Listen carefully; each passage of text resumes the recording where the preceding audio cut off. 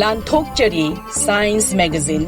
ngasigi thauramda thamjari miyoibagi saong saban karamno honglakliba amadi manadriba amasung Uchi Amadi Makhoigi Suthang paring Neinaba haiba hiramsida Department of Zoology Dhananjoy University Imphal da Assistant Professor oina thaupuriba Dr. ChingangbamDhananjoy ga aikhoigi mihut Raichanda Chingtham go naduna wari saba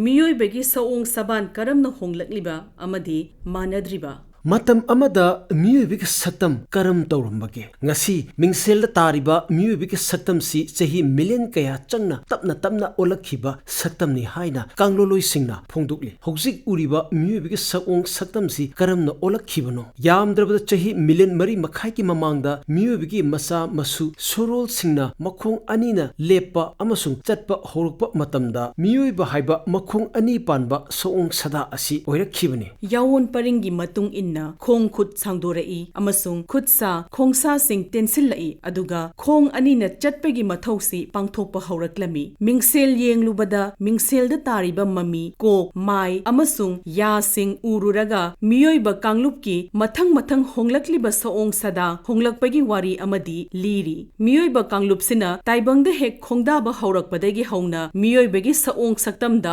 awonba ahongba lairakli malemda khunda laitaduna lairiba miyoibagi saong saktamgi ahongbasida hakchang amasung brain gi chaw sangba loinana chinbal khayat amasung ya gi chaw sangbasu asum hantarai honglakliba ahongbasing sida miyoibagi mapan thonggi saong saktam amasung pari puri gi oiba genetic character sing miyoibana hingliba punsi mahing amasung makhoina lairiba maphamdugi nungsit nungsa climate kasu yamna naknaba mari lainai miyoibana chariba chinjaka honglakliba miyoibigi saong saktam saban kari mari lainabage miyoibina chariba chinjaka miyoibigi saung saktam sabanga asuki matik mari laine matam amada yong mali hainaramba miyoibigi saung saktam si tapna honglakhibagi maram nainabada miyoibina chariba chinjak kha kaukthok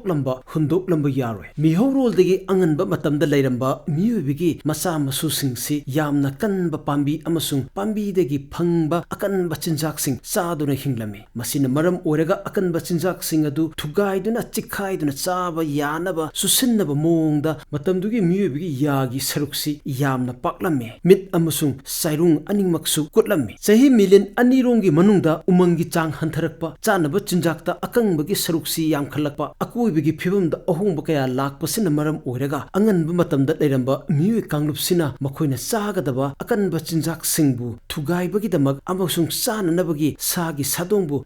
machet kakpa yaba khulai sijinnaba hauраklami chinjak sing si thong thakpagi kanglon khangduna chaba thakpagi hainabi leirakpadigi miyoibagi maigi pak chawba chang hantharaktuna asum piksiglai hawkhiba chahi licha haibadi mihauronda leiramba mirongi brain asi ngasigi mirongi brain dagi chawba heli masi maru oina hawkhiba chahi lising tarukki manungda thokpani masi hakchangi wang chawba hantarakpagi khudamni chahi licha amagi mamangda leiramba mirolgi brain gi chaw sangbasi changchata cubic centimeter lising ama changani chahi lising tara nithoi gi mamangi mirol gi brain gi chaw sangbasi chawchata cubic centimeter lising ama chamri yankhaini aduga ngasi gi mirol gi brain gi chaw sangbasina cubic centimeter lising ama chahum yankhaini aduga amaromda ya amasung khayat se pixel lakpa tensile lakpa asina ngasi gi mirol gi miyoi kharadi third molar natraga wisdom teeth hongnaba mafam phawba leitaba yaure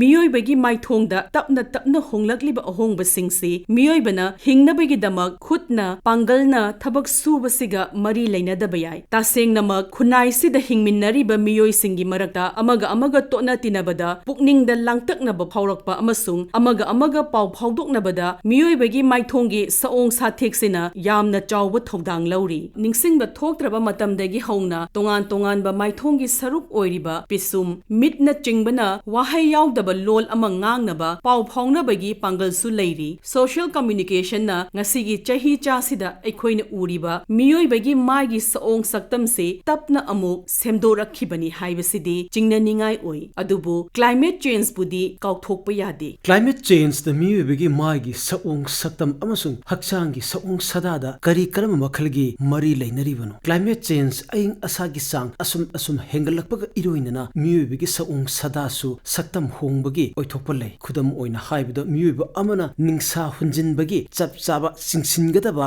naton makhulsi mathau tai chahi licha ama chutna satharakliba yawun paringi thongsing amasung aing asagi chang asum hengalakpaga iroinana miyoibagi saong sabanda ahongba kaya piri aingba lamdamda leiba miyoibagi naton si yamna pikalli naton sanglaga yamna su makhul khugalli asigumba makhalgi naton sina ningsa hunjinbada langsta sangsingadaba isingi manilgi chang yamna yawba nungsittu sabung tawhalli aduga asaba lamdamda leiba miyoibagi natondi khara subsillaga natonsi kolap tawgalli hariba natongi mong asina ningsa honba matamda langstagi mangkhigadaba isingi manilgi chang hanthahanbada yamna chauna mateng pangi asaba amadi ising manilgi chang yamna yawba nungsit nungsada khundaduna leiriba miyoi singi natondi yamna chawi amasung ipakpaki naton nammi ayingba lamdamda leiriba eskimo singi mamaisi fat ki chang yamna yawbuna noi peli amasung hakchangi aying asagi chang kaidana thamba ngammi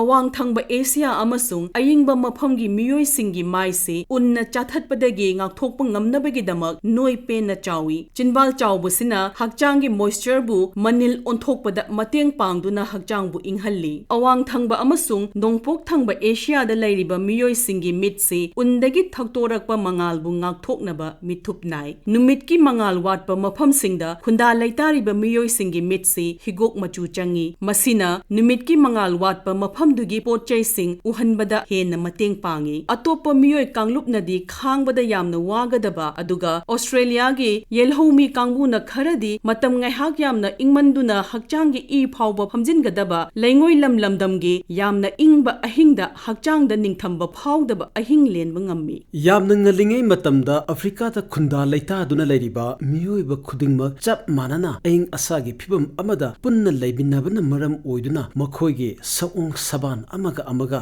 yamna manarame human evolution gi lamda khang hairaba united states ki arizona state university da thabak tawriba william kimball amasung paul o higgins london gi university of york na phungdokhibada miyoibagi dna nainabadagi khangba ngambasi miyoibagi horokpham nainarubagi yawon paringda miyoibagi saung saban manaba chaw sangbasi akoibagi phibamga yamnamak naknaba mari leine hojiki matamda charibi chinjak amasung aing asa climate change amasung global warming gi khongjin sina asum yankhalakpa taragadi tungda lakadaba chahi kaya gi tungda yorkadaba miyoibagi charun surun gi saung satam saban karam tobagi haibadu ngasi mitna uningi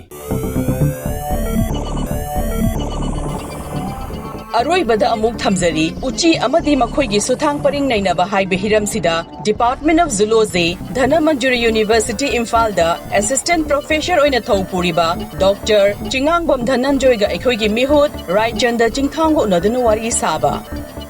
ngasi mu pudura laksari science magazine uchi amadi makhoigi suthang paring nainaba haiba hiram sida khana nainaba Akashvani Imphal gi studio da lengsindura lebireba Dr. ChingangbamDhananjoy bu anumakta da kai khumna jabaga loinana taram nokseri thakachari Akashvani Imphal bu loinana tabiriba mayam busu koknonjari aibung miyoibana hor ngaidigi loinaduna leirapa sanga singi marakta uchi haibasi koi amani oja aduna manipur da hojiksi uchi amadi magi suthang paring je kari no ba nainadring mamangai uchi haibasi magi punchi wari haigadra maje karamba makhalgi sa marakta chingi maje masa popoda tha kya changi haibara chingbagi matangda aduga masung uchi je makhalje mayam dilerengani oja adumai tokdana manipur da uchi makhalje kayamuk phangi haibadu wahod oina te tak tung thambi oja hoi pani hanba ꯃꯇꯝꯃꯛꯇꯗ ꯑꯩꯕꯨ ꯎꯆꯤꯒꯤ ꯂꯝꯕꯤꯗ ꯄꯨꯁꯟꯕꯤꯔꯝꯃꯤꯕ ꯂꯩꯈꯤꯗ꯭ꯔꯕ ꯑꯣꯖꯥ ꯊꯧꯅꯥꯎꯖꯝ ꯚꯒꯤꯔꯠ professor ꯑꯣꯏꯅ retire ꯇꯧꯈꯤ ꯃꯅꯤꯄꯨꯔ ꯌꯨꯅꯤꯚꯔꯁꯤꯇꯤꯗꯒꯤ ꯃꯍꯥꯛꯅ ꯎꯆꯤꯒꯤ ꯂꯝꯕꯤꯁꯤꯗ ꯑꯩꯕꯨ ꯄꯨꯁꯟꯕꯤꯔꯝꯕꯅꯤ ꯑꯗꯨꯅ ꯃꯁꯤꯒꯤ ꯎꯆꯤꯒꯤ ꯋꯥꯔꯤꯁꯤ ꯍꯧꯗ꯭ꯔꯤꯉꯩꯗ ꯎꯆꯤꯁꯤ ꯃꯈꯜ ꯑꯅꯤ ꯊꯣꯛꯅ ꯑꯩꯈꯣꯏꯅ ꯅꯩꯅꯩ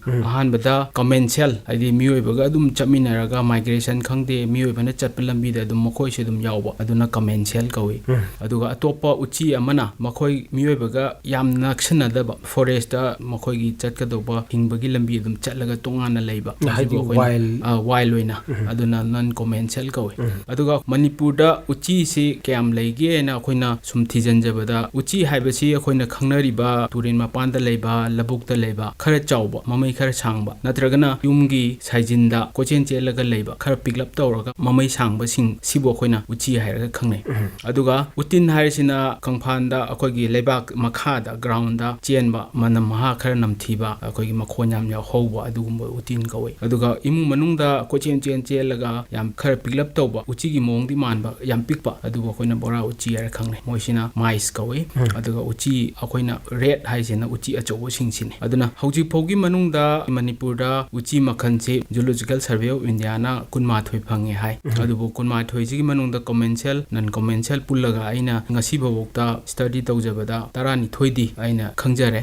scientifically koi analyze tawjare aduga matang sida akoina chamlappa uchi gi kanaba hepet chawrakna panjaragadi uchi sina magi gestation period se around about 21 days kumba miro laga macha se yamlabada tarahumdoi yamdrabada taruk pui piaramana aduga zikimar thana ziking sai uchi si ozana tapi bada yumda leibu ragasu amana yam apipa bora uchi adigi lamlakta ꯃꯤꯑꯣꯏꯕꯒꯤ ꯍꯥꯏꯗꯤ ꯆꯥꯛ ꯂꯨꯈꯥꯛꯀꯣꯝ ꯅꯠꯇ꯭ꯔꯒꯁꯨ ꯑꯇꯣꯞꯄꯗ ꯖꯤꯕꯥꯟꯕꯁꯤꯡꯁꯦ ꯃꯥꯅ ꯆꯥꯔꯀꯥꯟꯗ ꯄꯨꯈꯤ ꯃꯌꯥꯗ ꯂꯩꯗꯅ ꯈꯣꯠꯇꯅ ꯍꯨꯠꯇꯅ ꯇꯧꯕꯗꯣ ꯃꯣꯏꯗꯣ ꯉꯁꯥꯏ ꯑꯣꯖꯥꯅ ꯎꯇꯤꯟꯅ ꯍꯥꯏꯅꯁꯨ ꯑꯗꯨꯃꯥꯏꯅ ꯊꯝꯕꯤꯗꯅ ꯑꯗꯣ ꯍꯥꯏꯔꯤꯕ ꯃꯈꯜꯁꯤꯡ ꯑꯁꯤ ꯃꯈꯣꯏꯒꯤ ꯕꯤꯍꯦꯕꯤꯌꯔ ꯁ꯭ꯇ꯭ꯔꯛꯆꯔꯗꯤ ꯂꯣꯏ ꯃꯥꯟꯅꯕ ꯀꯃꯥꯏꯅ ꯇꯧꯋꯤ ꯈꯤꯇꯪꯒꯤꯅꯦ ꯎꯇꯤꯟꯁꯤꯅ ꯈꯔ ꯑꯩꯈꯣꯏ ꯃꯤ ꯂꯥꯏꯀꯤꯗꯦ ꯃꯤ ꯃꯔꯛꯇ ꯑꯗꯨꯝ ꯆꯠꯂꯒ ꯃꯣꯏ ꯃꯆꯤꯟꯖꯥꯛ ꯊꯤꯕ ꯈꯣꯠꯄ ꯇꯧꯏ ꯑꯗꯨꯒ ꯑꯌꯥꯝꯕꯅ ꯎꯆꯤ ꯑꯌꯥꯝꯕꯗꯤ ꯃꯈꯣꯏ ꯇꯣꯉꯥꯟꯅ ꯃꯤ ꯎꯕ ꯌꯥꯗꯦ ꯃꯈꯣꯏ ꯇꯨꯃꯤꯟꯅ ꯇꯣꯉꯥꯟꯅ ꯃꯤ ꯎꯗ꯭ꯔꯀꯥꯟꯗ ꯃꯆꯤꯟꯖꯥꯛ ꯆꯥꯕ ꯈꯣꯠꯄꯁꯤ ꯇꯧꯏ ꯑꯗꯨ ꯃꯤ ꯃꯔꯛꯇ ꯂꯩꯕꯗꯤ ꯀꯌꯥ ꯊꯦꯡꯅꯗ꯭ꯔꯤ ꯑꯩꯈꯣꯏꯒꯤ ꯃꯃꯥꯡꯗꯁꯨ ꯑꯣꯖꯥꯅ ꯉꯁꯥꯏꯒꯤ ꯊꯝꯕꯤꯈꯤꯕ ꯎꯆꯤꯁꯤ ꯃꯤꯑꯣꯏꯕꯅ ꯑꯩꯈꯣꯏ ꯍꯤꯡꯕꯗ ꯁꯥꯒꯣꯟꯅꯔꯛꯄ ꯁꯥꯁꯤꯡꯒꯤ ꯃꯔꯛꯇ ꯑꯃ ꯆꯜꯂꯤ ꯑꯗꯨꯒ ꯃꯤꯑꯣꯏꯕꯅ ꯃꯃꯥꯡꯉꯩꯗ ꯃꯥꯏꯒ꯭ꯔꯦꯠ ꯇꯧꯔꯛꯄꯗꯣ ꯃꯆꯤꯟꯖꯥꯛ ꯊꯤꯕꯩꯅꯤ ꯈꯪꯗꯦ ꯅꯠꯇ꯭ꯔꯒ ꯀ꯭ꯂꯥꯏꯃꯦꯇꯤꯛ ꯀꯟꯗꯤꯁꯟꯁꯤ ꯑꯩꯈꯣꯏꯒꯤ ꯐꯣꯔꯁꯐꯨꯜꯂꯤ ꯏꯁꯤꯡ ꯏꯆꯥꯎ ꯂꯥꯛꯄ ꯅꯠꯇ꯭ꯔꯒ ꯏꯀꯪ ꯂꯥꯛꯄꯗꯒꯤ ꯑꯩꯈꯣꯏꯒꯤ ꯈꯨꯗꯣꯡꯆꯥꯕ ꯃꯐꯝꯗꯣ ꯂꯥꯛꯅꯕ ꯍꯣꯠꯅꯕꯗ ꯍꯧꯖꯤꯛꯀꯤ ꯎꯆꯤꯁꯤ ꯃꯤꯑꯣꯏꯕꯅ ꯄꯥꯝꯃꯁꯨ ꯄꯥꯝꯗ꯭ꯔꯒꯁꯨ ꯃꯉꯣꯟꯗ ꯃꯥꯏꯒ꯭ꯔꯦꯠ ꯇꯧꯔꯛꯄꯗ ꯑꯗꯨꯝ ꯂꯣꯏꯅꯔꯛꯑꯦ ꯑꯗꯨꯅ ꯑꯣꯖꯥ ꯑꯗꯨꯅ ꯉꯁꯥꯏꯒꯤ ꯑꯩꯈꯣꯏ ꯃꯤꯑꯣꯏꯕꯒ ꯎꯆꯤꯒꯒꯤ ꯃꯔꯛꯇ ꯂꯩꯅꯔꯝꯕꯁꯤ ꯃꯥꯏ ꯉꯁꯥꯏ ꯎꯆꯤ ꯑꯃꯁꯤ ꯅꯩꯅꯕ ꯃꯇꯝꯗ ꯃꯤꯑꯣꯏꯕꯁꯤ ꯃꯐꯝ ꯀꯗꯥꯏꯗꯒꯤ ꯃꯥꯏꯒ꯭ꯔꯦꯠ ꯇꯧꯔꯛꯏ ꯅꯠꯇ꯭ꯔꯒ ꯃꯈꯣꯏ ꯀꯗꯥꯏꯗꯒꯤ ꯑꯣꯔꯤꯖꯤꯟ ꯑꯣꯏꯔꯛꯄꯅꯣꯅ ꯍꯥꯏꯕꯗꯣ ꯑꯗꯨꯒꯤ ꯁ꯭ꯋꯥꯏꯁꯤꯗ ꯑꯗꯨꯝ ꯈꯪꯕ ꯉꯝꯕ꯭ꯔꯥ ꯑꯗꯨꯒꯤ ꯃꯇꯥꯡꯗ ꯈꯤꯇꯪ ꯊꯝꯕꯤꯌꯨ ꯑꯍꯥꯟꯕꯗ ꯑꯩꯈꯣꯏꯒꯤ ꯎꯆꯤꯁꯤꯒꯤ ꯃꯔꯨꯑꯣꯏꯅ ꯅꯩꯅꯗ꯭ꯔꯤꯉꯩꯗ ꯑꯩꯈꯣꯏꯅ 66 ꯃꯤꯂꯤꯌꯟ ꯌꯔꯁꯀꯤ ꯃꯃꯥꯡꯗ ꯏꯟꯗꯤꯌꯟ ꯄ꯭ꯂꯦꯠꯁꯤꯅ ꯑꯐ꯭ꯔꯤꯀꯥꯗꯒꯤ ꯀꯥꯏꯔꯛꯑꯒ ꯌꯨꯔꯣ ꯑꯦꯁꯤꯌꯥꯟ ꯄ꯭ꯂꯦꯠ ꯕꯔꯃꯤꯁ ꯄ꯭ꯂꯦꯠꯁꯤꯗ ꯌꯦꯁꯟꯕ ꯃꯇꯝꯁꯤꯗ ꯍꯦꯠ ꯁꯝꯅꯕꯒ ꯆꯥꯏꯅꯥꯔꯣꯝꯗꯒꯤ ꯎꯆꯤꯁꯨ ꯑꯗꯨꯒ ꯏꯟꯗꯤꯌꯥꯒꯤ ꯄ꯭ꯂꯦꯠꯀꯤ ꯎꯆꯤꯁꯨ ꯆꯠꯊꯣꯛ ꯆꯠꯁꯤꯟ ꯇꯧꯔꯝꯃꯤ ꯑꯗꯨꯒ ꯑꯩꯈꯣꯏꯒꯤ ꯃꯅꯤꯄꯨꯔꯒꯤ ꯀꯟꯇꯦꯛꯁꯇ ꯌꯦꯡꯉꯨꯔꯗꯤ ꯑꯩꯈꯣꯏ ꯃꯅꯤꯄꯨꯔꯗ ꯂꯩꯔꯝꯃꯤꯕ ꯎꯆꯤꯁꯤꯡꯁꯦ ꯀꯔꯥꯏꯗꯒꯤ ꯃꯥꯏꯒ꯭ꯔꯦꯠ ꯇꯧꯔꯛꯏ ꯀꯔꯥꯏꯗꯒꯤ ꯃꯔꯨꯑꯣꯏꯅ ꯂꯥꯛꯏ ꯍꯥꯏꯅ ꯌꯦꯡꯕ ꯃꯇꯝꯗ ꯎꯆꯤꯁꯤꯡꯁꯦ ꯑꯌꯥꯝꯕꯅ ꯆꯥꯏꯅꯤꯁꯀꯤ ꯊꯥꯏꯂꯦꯟꯒꯤ ꯃꯂꯦꯁꯤꯌꯥꯒꯤ ꯁꯨꯝ ꯂꯝꯕꯤꯁꯦ ꯐꯥꯎꯔ ꯆꯠꯄꯅꯤ ꯑꯁꯤꯅ ꯎꯠꯂꯤꯕꯁꯤ ꯀꯔꯤꯅꯣ ꯍꯥꯏꯕ ꯃꯇꯝꯗ ꯃꯤꯑꯣꯏꯕꯅ ꯁꯥꯎꯠ ꯑꯐ꯭ꯔꯤꯀꯥꯗꯒꯤ ꯃꯥꯏꯒ꯭ꯔꯦꯠ ꯇꯧꯔꯛꯑꯀꯥꯟꯗ ꯑꯇꯩ ꯆꯠꯂꯨꯔꯀꯥꯟꯗ ꯆꯥꯏꯅꯥꯔꯣꯝꯗꯒꯤ ꯍꯥꯏꯗꯣꯔꯛꯑꯒ ꯃꯅꯤꯄꯨꯔꯗ ꯌꯥꯝꯅ ꯂꯥꯞꯄ ꯃꯇꯝꯗ ꯁꯦꯇꯜ ꯇꯧꯈꯤ ꯍꯥꯏꯕꯁꯤ ꯎꯆꯤꯁꯤꯅꯁꯨ ꯃꯔꯨꯑꯣꯏꯅ ꯉꯁꯤꯁꯨ ꯎꯠꯂꯤ ꯇꯥꯛꯏ ꯑꯗꯨꯅ ꯎꯆꯤꯒꯤ ꯁ꯭ꯇꯗꯤ ꯇꯧꯔꯒ ꯃꯤꯑꯣꯏꯕ ꯃꯥꯏꯒ꯭ꯔꯦꯁꯟꯒꯤ ꯔꯨꯠꯁꯤꯡꯁꯨ ꯑꯩꯈꯣꯏꯅ ꯆꯥꯎꯔꯥꯛꯅ ꯌꯥꯊꯣꯛꯄ ꯌꯥꯏ ꯈꯪꯗꯣꯛꯄ ꯌꯥꯏ ꯍꯥꯏꯕꯁꯤ ꯄꯨꯊꯣꯛꯆꯅꯤꯡꯉꯤ ꯑꯩꯈꯣꯏꯒꯤ ꯃꯥꯂꯦꯝꯁꯤꯗ ꯂꯩꯔꯤꯕ ꯃꯤꯑꯣꯏ ꯃꯈꯜ ꯐꯨꯔꯨꯞꯁꯦ ꯑꯉꯧꯕ ꯃꯤꯠ ꯈꯨꯕ ꯑꯗꯒꯤ ꯃꯥꯒꯤ ꯀꯂꯔꯗ ꯍꯥꯏꯔꯒꯅ ꯌꯦꯂꯣ ꯀꯂꯔ ꯑꯣꯏꯕ ꯑꯗꯨ ꯑꯣꯏꯕ ꯃꯌꯥꯝ ꯑꯃ ꯈꯥꯏꯗꯣꯛꯈ꯭ꯔꯦ ꯑꯗꯨꯒ ꯑꯃꯨꯛ ꯃꯥꯒꯤ ꯖꯦꯅꯦꯇꯤꯀꯦꯂꯤ ꯌꯦꯡꯕ ꯃꯇꯝꯗ ꯑꯩꯈꯣꯏ ꯖꯤꯟ ꯄꯨꯜ ꯃꯔꯤꯅꯤ ꯀꯥꯏꯅꯒ ꯑꯩꯈꯣꯏ ꯍꯥꯏꯕꯁꯨ ꯂꯩꯗꯅ ꯑꯗꯨꯃꯥꯏꯅ ꯇꯧꯔꯒ ꯃꯥꯂꯦꯝꯁꯤꯗ ꯂꯩꯔꯤꯕ ꯎꯆꯤꯁꯤꯡꯁꯦ ꯑꯣꯖꯥ ꯃꯥꯁꯤ ꯆꯥꯎꯔꯥꯛꯅ ꯖꯤꯟ ꯄꯨꯜꯁꯦ ꯀꯌꯥꯃꯨꯛꯀꯨꯝꯕ ꯑꯣꯏ ꯎꯆꯤꯁꯤꯒꯤ ꯃꯥꯒꯤ ꯖꯤꯟ ꯄꯨꯜꯁꯤ ꯇꯣꯉꯥꯟ ꯇꯣꯉꯥꯟꯕ ꯃꯥꯒꯤ ꯐꯥꯏꯂꯣꯖꯦꯅꯦꯇꯤꯛ ꯀ꯭ꯂꯥꯁ ꯐꯥꯏꯂꯝꯒꯤ ꯃꯇꯨꯡꯏꯟꯅ ꯇꯣꯉꯥꯟꯅ ꯈꯦꯠꯅꯖꯩ ꯑꯗꯨ ꯃꯔꯨꯑꯣꯏꯅ ꯃꯅꯤꯄꯨꯔꯗ ꯅꯠꯇ꯭ꯔꯒꯅ ꯋꯥꯔꯜड ꯋꯥꯏꯗꯀꯤ ꯑꯣꯏꯅ ꯂꯩꯔꯤꯁꯤꯗꯤ ꯃꯨꯔꯤꯗꯤ ꯍꯥꯏꯕ ꯐꯦꯃꯤꯂꯤꯁꯤꯒꯤ ꯖꯤꯅꯦꯔꯥ ꯁꯤꯁ ꯉꯥꯛꯇꯅꯤ ꯑꯗꯨꯅ ꯃꯈꯣꯏ ꯃ꯭ꯌꯨꯔꯤꯗꯤꯒꯤ ꯑꯌꯥꯝꯕꯁꯤ ꯖꯤꯟ ꯄꯨꯜ ꯑꯃꯈꯛꯇꯪꯗ ꯄꯨꯜ ꯇꯧꯏ ꯑꯗꯨꯒ ꯇꯣꯉꯥꯟꯕ ꯖꯤꯅꯁꯇꯨꯡꯒꯤ ꯇꯣꯉꯥꯟꯅ ꯂꯩ ꯑꯗꯨꯅ ꯖꯤꯟ ꯄꯨꯜꯗꯤ ꯈꯔ ꯌꯥꯝꯃꯤ ꯍꯥꯏꯅ ꯐꯣꯡꯗꯣꯛꯆꯅꯤꯡꯉꯤ ꯍꯧꯖꯤꯛꯁꯤ ꯍꯤꯗꯥꯛ ꯂꯥꯡꯊꯛ ꯑꯃ ꯂꯦꯕꯣꯔꯦꯇꯔꯤꯁꯤꯡꯗ ꯆꯥꯡꯌꯦꯡꯁꯪꯁꯤꯡꯗ ꯇꯧꯕ ꯅꯠꯇ꯭ꯔꯒꯅ ꯑꯣꯄꯔꯦꯁꯟꯁꯤꯡꯁꯦ ꯇꯧꯕ ꯅꯠꯇ꯭ꯔꯒꯅ ꯍꯤꯗꯥꯛ ꯑꯃ ꯀ꯭ꯂꯤꯅꯤꯀꯦꯜ ꯇ꯭ꯔꯥꯌꯦꯜ ꯑꯃ ꯑꯩꯈꯣꯏ ꯃꯤꯑꯣꯏꯕꯗ ꯍꯦꯛ ꯊꯥꯗ꯭ꯔꯤꯉꯩ ꯃꯃꯥꯡꯗ ꯇꯧꯕꯁꯤ ꯑꯩꯈꯣꯏ ꯎꯆꯤꯗ ꯑꯌꯥꯝꯕ ꯇꯧꯏ ꯑꯗꯨꯅ ꯃꯦꯗꯤꯀꯦꯜ ꯑꯃꯁꯨꯡ ꯁꯥꯏꯟꯇꯤꯐꯤꯛꯀꯤ ꯑꯣꯏꯕꯁꯤꯡꯁꯤꯅ ꯎꯆꯤꯅ ꯃꯔꯨꯑꯣꯏꯅ ꯋꯥꯏꯗꯂꯤ ꯁꯤꯖꯤꯟꯅꯔꯤꯁꯦ ꯑꯣꯖꯥ ꯃꯁꯤ ꯃꯔꯝ ꯀꯔꯤꯒꯤꯅ ꯍꯥꯏꯅ ꯂꯧꯕ ꯌꯥꯏ ꯍꯣꯏ ꯍꯣꯏ ꯎꯆꯤ ꯍꯥꯏꯕꯁꯤ ꯃꯤꯑꯣꯏꯕꯒ ꯃꯈꯣꯏꯒꯁꯤ ꯀꯩꯗꯧꯒꯦꯗ 68% ꯃꯥꯟꯅꯩ ꯖꯤꯅꯣꯝ ꯂꯦꯚꯦꯜꯗ ꯑꯗꯨꯒ ꯃꯤꯑꯣꯏꯕꯗ ꯅꯥꯔꯤꯕ न्यूरोजेनरेटिव डिजीजेस हार्ट डिजीजेस और any other cancerous form any form लेबा जिन सिंगसीगा उचीगा खोइगा चप माने हाइना खोइना लवे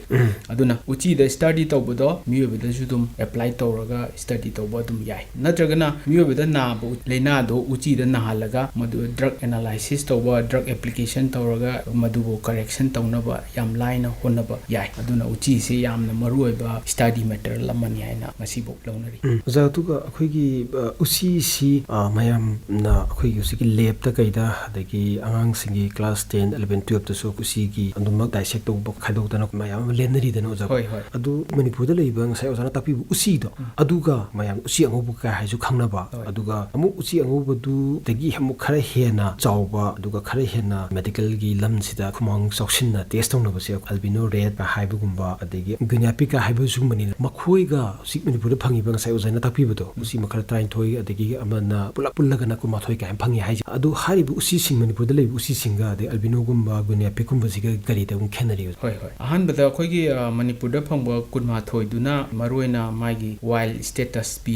aduga albino red sina swiss strain ogera natragana scientific name da Ratus norvegicus ogera si sina karigumba Switzerland gi farm natragana Finland gi farm amana magi genome se loinamuk sequence toraga any difficulties or any doubt lateraba adugumba species amani na worldwide oina sijine aduga akoigi lamda leiba jangan da leiba mayam sidi experimental da sijina de maramdi kari no haiba matam magi genome duga Ratus norvegicus ki albino duga ani do khara khene amaduna well established tauba inbred ne aidi kari gumba mata ahong ma leitraba koi generation khudingi kaimta change tawdraba aidi ozagi matang duda immartna akhoi nusi phangi usi sidi ngasagi nature na adumak bibira aba adu makal usi ni dana adu jine ozana haibiba albino red albino mice bina pikumba sidi Switzerland dagi mokhoi si lab ta established or lab established to gune or haibidi moi si original oiba genetic yaw adugumba uchi di natteba natte khara modified tawre o khara modified tawre haide magi experiment tu gi matungina haide experiment nu aina ba haida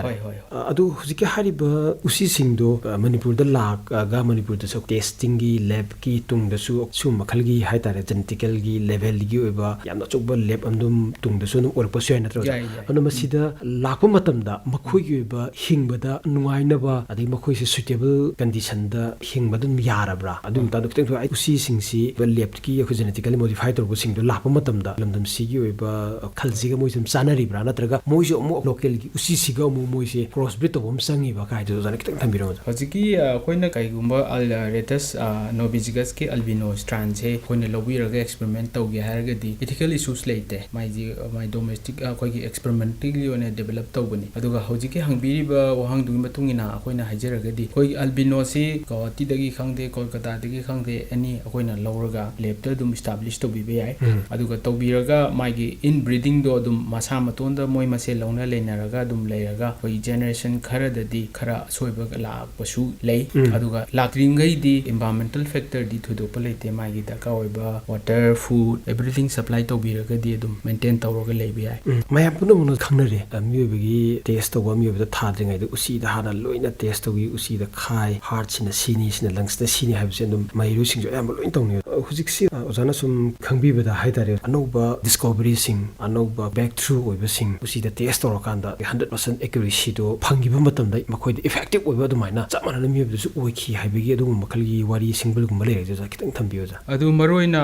koi gi uchi da naina base neurodegenerative diseases isms kumba schizophrenia gumba nadragana Parkinson's kumba makhoi singse uchi da phajana study tawraga puthoiba hida langthak to madu mi obida dum apply tawba yai adu maroina huji akoina scientific world da yam kan siji naribase uchi sigi magi naked mole red haina tongan ba jin singse lokthok loksin hapto hapsin akoina knock in knock out kawai adu jum da tawraga tongan ba drug singsina correction tawba ngambra haina yengaga madugi tawriba cancer gi oigera natragana any disease ki medication do uchi du da successful oiradi miobada dum 100% mak natragasu 70 to 80% de dum success rate wangna lei haina tamjage koigi hojik se usi sigi oiba chromosome gi structure haidare magi paripur gi suthang da leiba magi e gi haigadra magi wakalon paring haidra aduga mayam na yam kan khujiksi nainariba genetical research siga makhoi gi manaba singje aduga tungda su ngasai gi usi se yaudana di genetical gi level da research of the wagi ni ka haibagi ozagi ba wafam kitang ju phong du ya hoi hoi aduna genomic level da khoni uchi siga miyoy baga compare tawradi uchi sina 2.79 billion ni aduga miyoy bana 2.9 roughly 3 billion genome size ni aduna almost uchi ga miyoy baga je genomic level di almost similar oi roughly 3 billion cells ne hane lo yai aduga chromosomal level da khoi nam yenga di uchi sina 40 38 42 le aduga miyoy bagi di 46 chromosomes ni aduga ngasa ki particular uchi ama laina ama nerve ki natragana cancer gi natragana any cardiovascular diseases ama induce tawraga mai the yauriba genes to sequence tawthoga kari kari da kheneraga hojiki haiba nerve disorder se lai natragana cancer ju oire haiba ngasi di uchi sigi tongan tongan ma makhal leibisina akoi da yamna mateng pangi madugi study duna miyobe da su sigumba gene sida sigumba nucleotide sida kari karamba change tawbage kari ahong lakbage haibidu khangduaga hojiki haiba laina do cure tawbada natragana rectify tawbada yamna maruoiba mateng ama pangi hajage uza scientific studies da lakpa matamda manipur da lariba usi singse mamangai da 2 to 3 decades ki mamangai da layamba usi singi behavior siga hojik larime usi sing sigi behavior si masida uza kitang changes layena khanbibra haidi machau budani khangde natra masi wild orakpadani khangde natra makhoi singba hengalakpani khangde natraga makhoi se hena mascha phangnaba miyubi ga yamna hena akhoi gi naksanna haidar mi lonje akhoi khangbagi mongda akhoi pet animal gi type da makhoi sum changes larpani khangde adumana tawropagi habe ubro ja kamai hoi hoi masida koi gi yam panjaning ba masu le ozana su matang chana haibirai ahan bada koi gi 1970 sadai da koi gi manipur da bendigota bengalensis habise phangamde jinjak puba truck bengal dagi kolkata dagi natragana guwahati dagi lakpa matamda uchi se yaurakpani hojiki bendigota bengalensis koi gi lambi da chapada turen mapanda leiba mami khara khuba khara murap tawbase uchi achauba haiba tai adudagi di atopa mana adugi opposite ta akoi gi saida lampen da natragana koi imung manung da lebaki yumda khotoiba singsina retus norvegicus koi masina china dagi migrate tawrupani mahadi mamang do tamamadi ngalingai matamda aduga hojiki haiba makoi khodamoina bendigota bengalensis ka retus ka lakpasina akoi gi akoi besida hena kaiba pire aduga muk hana lejaramba retus ki species khara aduga natragana atopagi species khara makoina tanthokre aduga hojik species ani sina kaidogeda hojikti makoina hojik valley singje dominate tawre tongan ba hana lejaramba samna endemic red species ngasi di akoi ubada khara ware aduna 1970 mamang da leiramba uchiga hojiki 2025 ki manung da leiba uchi siga yamna khenere hana leiramba do makoi gi hojiki laiba alien species ani sina makoi se tanthokre haibadi uchi singsina su hojiki haiba uwa gi maru marang mafam amade mafam da putok pusin tawbodo hanagi uchi du oiramadi hanagi pambi do hogodobo adu hojikti anoba uchi du na hojiki pambi du di khangba natrabanina hojiki pambi natragana microbes khangde mangjal aduna ecological imbalance amadi lae leira haibasi proof tawe khangba haibadi akhoi ki mahausa gi khal se balancing tawna phonab du usi na sun thawlang lawrame yam yawi haidi mangai da upal oraga su natraga uhai ama se oina laminar amina oina manam nambani khangde makoina sabadani khangde yai ka na ga khangpadagi sum makhoi si sum catching to makholamba layeba adu osana tabi du di ngasagi huziki in ngasagi business pu oro amabu oro moi pot lorpa matam da 1970s adwai dagi lakpa matam da europe du di lamdam si oiba khalla chawbu upal wapal sing adu mu marang sing dum mapal lamda phangdabanina makoina adu amuk adapt tawno honabada khangdabanina environmental balancing tawbuda su moi koi khetang ngamde na ja tapi bani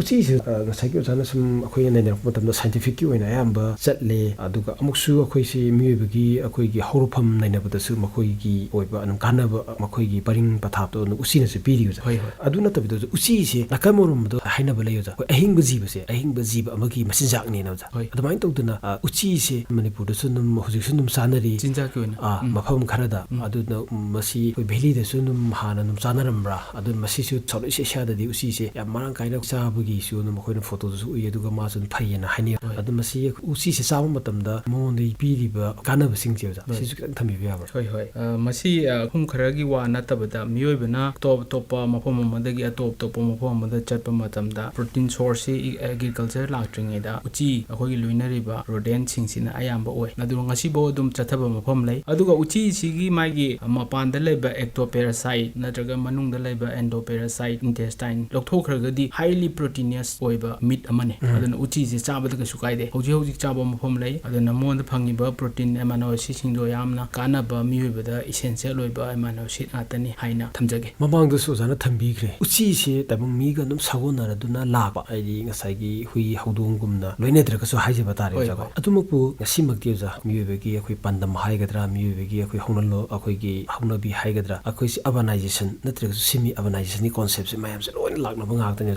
ꯈꯨꯗꯤꯡꯃꯛꯇ ꯃꯥꯂꯦꯝꯒꯤ ꯑꯗꯨꯃꯥꯏꯅ ꯇꯧꯗꯅ ꯍꯥꯟꯅ ꯑꯩꯈꯣꯏꯁꯤ ꯏꯅ ꯀꯨꯞꯄꯝꯕ ꯑꯗꯒꯤ ꯉꯁꯥꯏꯒꯤ ꯎꯅ ꯑꯃꯨꯛ ꯃꯍꯨꯠ ꯁꯤꯜꯂꯛꯄ ꯑꯗꯨ ꯃꯇꯨꯡꯗ ꯍꯧꯖꯤꯛꯇꯤ ꯑꯃꯨꯛ ꯆꯦꯛꯅ ꯅꯨꯡꯅ ꯌꯣꯠꯅ ꯁꯤꯜꯂꯛꯄ ꯑꯗꯨꯅ ꯌꯨꯝꯁꯤ ꯇꯥꯏꯜ ꯅꯨꯡ ꯂꯣꯏꯅ ꯊꯥꯔꯛꯄ ꯑꯗꯨꯅ ꯉꯁꯥꯏꯒꯤ ꯎꯆꯤꯁꯤ ꯂꯩꯕꯒꯤ ꯆꯥꯡꯁꯦ ꯃꯤꯑꯣꯏꯕꯒ ꯂꯩꯃꯤꯟꯅꯔꯝꯕ ꯌꯨꯝꯗꯗꯤ ꯑꯣꯖꯥ ꯈꯔ ꯑꯗꯨꯝ ꯋꯥꯠꯂꯛꯑꯕꯅꯦꯕ ꯅꯠꯇ꯭ꯔꯥ ꯑꯗꯨꯃꯥꯏꯅ ꯇꯧꯅ ꯈꯔ ꯋꯥꯠꯂꯛꯑꯦ ꯆꯞ ꯃꯥꯟꯅꯅ ꯑꯃꯨꯛꯁꯨ ꯂꯝꯕꯤꯒꯤꯗ ꯑꯩꯈꯣꯏꯅ ꯃꯤꯑꯣꯏꯕꯒꯤ ꯆꯥꯅꯕ ꯐꯠꯇꯕ ꯈꯨꯟꯗꯣꯛꯄꯗꯣ ꯑꯗꯨꯗ ꯃꯣꯏꯁꯦ ꯁꯩꯗꯥꯡꯉꯒ ꯍꯤꯡꯉꯝꯕ ꯑꯗꯨꯁꯨ ꯍꯧꯖꯤꯛꯁꯦ ꯂꯝꯕꯤꯁꯦ ꯑꯁꯨꯛꯀꯤ ꯃꯇꯤꯛ ꯅꯥꯟꯈ꯭ꯔꯦ ꯂꯝꯕꯤꯁꯦ ꯑꯗꯨꯒ ꯑꯃꯨꯛ ꯃꯤꯑꯣꯏꯕꯒꯤ ꯐꯠꯇꯕ ꯃꯐꯝꯁꯤꯡꯁꯦ ꯈꯨꯟꯗꯣꯛꯐꯝꯁꯦ ꯇꯥꯡꯁꯤꯜꯂꯛꯄ ꯍꯥꯏꯖꯕ ꯇꯥꯔꯦ ꯍꯧꯖꯤꯛꯇꯤ ꯋꯦꯁ ꯃꯦꯅꯦꯖꯃꯦꯟꯒꯤ ꯀꯣꯟꯁꯦꯞꯇ ꯂꯥꯛꯄꯗꯒꯤ ꯒꯥꯔꯤꯒꯨꯝꯕꯗ ꯈꯣꯠꯄꯗ ꯃꯌꯥꯝꯁꯦ ꯂꯣꯏꯅ ꯗꯝꯄꯤꯡ ꯇꯧꯁꯤꯜꯂꯒ ꯑꯗꯨꯅ ꯑꯃꯨꯛ ꯄꯨꯔꯀꯥꯟꯗ ꯑꯩꯈꯣꯏ ꯏꯟꯁꯤꯅꯦꯔꯦꯇꯔꯒꯨꯝꯕ ꯄ꯭ꯂꯥꯟꯗ ꯑꯗꯨꯃꯥꯏꯅ ꯂꯧꯊꯣꯛꯈꯤꯕ ꯑꯗꯨꯅ ꯎꯆꯤꯁꯤꯡꯁꯤꯅ ꯃꯈꯣꯏꯒꯤ ꯃꯆꯤꯟꯖꯥꯛꯁꯦ ꯊꯤꯅꯕ ꯑꯗꯨꯒ ꯃꯤꯑꯣꯏꯕꯒ ꯂꯣꯏꯅꯔꯝꯃꯤꯁꯦ ꯃꯆꯤꯟꯖꯥꯛ ꯊꯤꯅꯕꯒꯤ ꯉꯁꯥꯏ ꯑꯣꯏꯔꯝꯕꯁꯨ ꯌꯥꯏꯗꯅ ꯑꯣꯖꯥ ꯑꯗꯣ ꯃꯆꯤꯟꯖꯥꯛꯁꯦ ꯂꯩꯔꯛꯇꯕ ꯑꯗꯨꯒ ꯃꯈꯣꯏꯁꯤ ꯂꯩꯔꯛꯇꯕꯅ ꯃꯔꯝ ꯑꯣꯏꯔꯗꯅ ꯎꯆꯤꯁꯤ ꯃꯤꯑꯣꯏꯕꯒ ꯅꯛꯅꯔꯝꯕ ꯃꯈꯜꯒꯤ ꯎꯆꯤꯁꯤꯗꯤ ꯈꯔ ꯃꯈꯩꯗꯤ ꯃꯥꯡꯉꯝꯒꯅꯦꯕ ꯑꯣꯖꯥ ꯑꯗꯣ ꯉꯁꯥꯏꯒꯤ ꯋꯥꯏꯜꯗ ꯎꯃꯪꯗ ꯂꯩꯔꯝꯕ ꯑꯆꯧ ꯑꯆꯧꯕ ꯎꯆꯤꯗꯣ ꯑꯗꯨ ꯈꯛꯇ ꯅꯠꯇꯗꯤ ꯈꯔ ꯂꯩꯔꯒꯗꯤ ꯑꯣꯏꯗꯣꯏꯅꯦꯕ ꯑꯗꯨꯅ ꯎꯆꯤꯁꯤ ꯑꯁꯨꯃꯥꯏꯅ ꯁꯨꯝ ꯇꯧꯗꯅ ꯎꯆꯤꯁꯤ ꯇꯪꯈꯥꯏ ꯑꯃ ꯍꯦꯟꯅ ꯃꯥꯡꯈ꯭ꯔꯗꯤ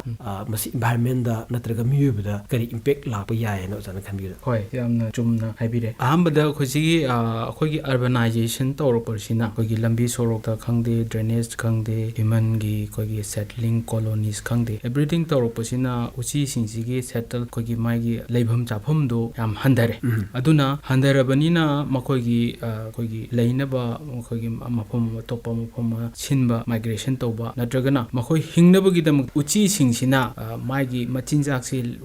ꯃꯆꯤꯟꯖꯥꯛ ꯋꯥꯠꯂꯛꯄꯁꯤꯅ ꯏꯟꯚꯥꯏꯔꯟꯃꯦꯟꯇ ꯀꯔꯤ ꯑꯣꯏꯔꯛꯀꯦ ꯍꯥꯏꯕ ꯃꯇꯝꯗ ꯃꯈꯣꯏꯅ ꯁꯤꯛꯄꯤ ꯃꯆꯥ ꯅꯠꯇ꯭ꯔꯒ ꯁꯤꯛꯄꯤ ꯈꯔ ꯆꯥꯎꯕꯁꯤꯡꯁꯦ ꯐꯥꯔꯒ ꯆꯥꯈꯠꯂꯛꯑꯦ ꯍꯧꯖꯤꯛꯁꯦ ꯃꯥꯒꯤ ꯐꯨꯗ ꯆꯦꯟꯁꯦ ꯆꯦꯟꯖ ꯇꯧꯔꯛꯑꯦꯕ ꯑꯗꯨꯗꯨꯅ ꯎꯆꯤꯗꯨꯅ ꯉꯁꯥꯏꯒꯤ ꯑꯩꯈꯣꯏꯒꯤ ꯁꯦꯛꯄꯤꯗ ꯌꯥꯎꯔꯝꯕ ꯃꯍꯤꯛ ꯃꯇꯥ ꯀꯌꯥ ꯑꯃ ꯍꯧꯖꯤꯛꯀꯤ ꯎꯆꯤꯁꯤꯗ ꯄꯨꯁꯜꯂꯛꯑꯦ ꯑꯗꯨ ꯎꯆꯤꯒ ꯃꯤꯑꯣꯏꯕꯒꯗꯤ ꯑꯃꯨꯛ ꯌꯥꯝ ꯅꯛꯅꯕꯅꯤ나 ꯂꯩꯅꯥ ꯇꯤꯟꯅꯥꯁꯦ ꯃꯤꯑꯣꯏꯕꯗ ꯑꯃꯨꯛ ꯄꯨꯔꯛꯄ ꯁ꯭ꯄꯤꯟ ꯑꯣꯚꯔ ꯑꯃꯨꯛ ꯇꯧꯔꯛꯄꯒꯤ ꯆꯥꯟꯁ ꯌꯥꯝꯅ ꯋꯥꯡꯈꯠꯂꯛꯑꯦ ꯑꯗꯨ ꯍꯧꯖꯤꯛꯀꯤ ꯑꯔꯕꯅꯥꯏꯖꯦꯁꯟꯁꯤꯅ ꯑꯗꯨꯒ ꯌꯦꯁ ꯑꯃꯔꯣꯝꯗ ꯌꯦꯡꯉꯨꯔꯒꯕꯨꯗꯤ ꯑꯩꯈꯣꯏꯒꯤ ꯆꯥꯎꯈꯠꯂꯛꯄꯒꯤ ꯃꯇꯨꯡꯏꯟꯅ ꯃꯈꯣꯏꯁꯨ ꯑꯇꯣꯞꯄ ꯁꯦꯇꯜ ꯇꯧꯔꯒ ꯀꯗꯥꯏꯗꯅꯣꯃ ꯂꯩꯐꯝ ꯊꯣꯛꯄꯅꯤ ꯑꯗꯨꯕꯨ ꯃꯈꯣꯏꯒꯤ ꯐꯨꯗ ꯆꯦꯟꯁꯤ ꯆꯦꯟꯖ ꯇꯧꯔꯛꯄꯁꯤꯅ ꯀꯩꯗꯧꯒꯦ ꯍꯥꯏꯕ ꯃꯇꯝꯗ ꯃꯤꯑꯣꯏꯕꯗ ꯍꯦꯟꯅ ꯁꯥꯊꯤꯕ ꯂꯝꯕꯤ ꯑꯃꯗ ꯍꯦꯟꯅ ꯄꯨꯁꯜꯂꯛꯑꯦ ꯍꯥꯏꯕ ꯌꯥꯏ ꯑꯗꯨꯒ ꯑꯇꯣꯞꯄ ꯑꯃꯗꯅ ꯍꯧꯖꯤꯛꯀꯤ ꯂꯩꯔꯤꯕ ꯎꯆꯤꯁꯤꯡꯁꯤꯁꯨ ꯀꯩꯗꯧꯒꯦ ꯍꯥꯏꯕ ꯃꯇꯝꯗ ꯃꯈꯣꯏꯁꯨ ꯍꯤꯡꯗꯕꯗꯤ ꯌꯥꯗꯕꯅꯤꯅ ꯑꯉꯝꯕꯁꯤ ꯂꯩꯍꯧꯒꯗꯧꯕ ꯉꯝꯗꯕꯈꯩꯅ ꯑꯇꯣꯞꯄ ꯃꯐꯝ ꯑꯥꯎꯠꯁꯀꯔꯠꯇ ꯆꯠꯈꯤꯕ ꯃꯥꯏꯒ꯭ꯔꯦꯁꯟ ꯇꯧꯕ ꯑꯃ ꯇꯥꯔꯦ ꯑꯗꯨꯅ ꯑꯔꯣꯏꯕꯗꯗꯤ ꯃꯤꯑꯣꯏꯕꯒꯤ ꯍꯤꯡꯕꯒꯤ ꯂꯝꯕꯤꯗ ꯅꯠꯇ꯭ꯔꯒꯅ ꯃꯤꯑꯣꯏꯕꯁꯤ ꯑꯩꯈꯣꯏ ꯏꯟꯚꯥꯏꯔꯟꯃꯦꯟꯁꯤꯗ ꯍꯤꯡꯕꯁꯤꯗ ꯃꯈꯣꯏꯒꯤ ꯐꯨꯗ ꯆꯦꯟꯁꯤꯡꯗꯣ ꯑꯩꯈꯣꯏ ꯃꯤꯑꯣꯏꯕꯁꯤꯅ ꯊꯨꯒꯥꯏꯕꯁꯤꯅ ꯍꯧꯖꯤꯛ ꯑꯩꯈꯣꯏꯅ ꯎꯔꯤꯕ ꯑꯦꯅꯤ ꯗꯤꯖꯤꯁ ꯁꯥꯊꯤꯕ ꯂꯩꯅꯥ ꯅꯨꯡꯅꯥ ꯃꯌꯥꯝ ꯂꯥꯛꯄꯒꯤ ꯃꯔꯝ ꯑꯃꯗꯤ ꯌꯥꯝꯅ ꯆꯥꯎꯅ ꯑꯣꯏ ꯍꯥꯏꯅ ꯂꯧꯕ ꯌꯥꯏ ꯑꯗꯨꯅ ꯍꯧꯖꯤꯛꯀꯤ ꯎꯆꯤꯁꯤꯡꯁꯦ ꯑꯩꯈꯣꯏꯒꯤ ꯃꯥꯒꯤ ꯐꯨꯗ ꯆꯦꯟꯗ ꯌꯥꯝꯅ ꯃꯔꯨꯑꯣꯏꯕ ꯇ꯭ꯔꯣꯐꯤꯛ ꯂꯦꯕꯦꯜ ꯑꯃ ꯑꯣꯏꯔꯝꯕꯁꯤꯗꯒꯤ ꯎꯆꯤꯁꯤꯡꯁꯦ ꯇꯞꯅ ꯇꯞꯅ ꯃꯤꯑꯣꯏꯕ ꯑꯔꯕꯅꯥꯏꯖꯦꯁꯟ ꯇꯧꯔꯛꯄ ꯃꯤꯑꯣꯏꯕ ꯆꯥꯎꯈꯠꯂꯛꯄꯗꯒꯤ ꯎꯆꯤꯁꯤꯡꯁꯦ ꯀꯩꯒꯨꯝꯕ ꯃꯥꯡꯈꯤ ꯇꯥꯔꯒꯗꯤ ꯑꯀꯣꯏꯕꯗ ꯂꯩꯕ ꯂꯤꯟ ꯑꯦꯅꯤ ꯃꯀꯨꯒꯨꯝꯕ ꯃꯌꯥꯝꯁꯦ ꯂꯩꯔꯛꯑꯔꯣꯏ ꯑꯗꯨꯅ obviously ꯎꯆꯤꯗꯨꯅ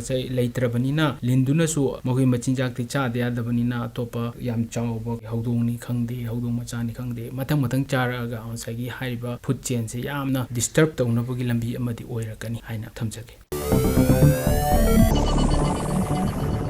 Uchi Amadi Makhoigi Suthang Paring Neinaba haiba hiramsida Department of Zoology Dhananjoy University Imphal Assistant Professor oina Puriba Dr. ChingangbamDhananjoy ga aikhoigi mihut Raichanda Chingtham ga unaduna wari saba tahanjakibaga loinana ngasige Science Magazine lanthokjaba matang asta loizari mathang leipang pokpa numit pungkham asimakta da amuk phangbigani Science Magazine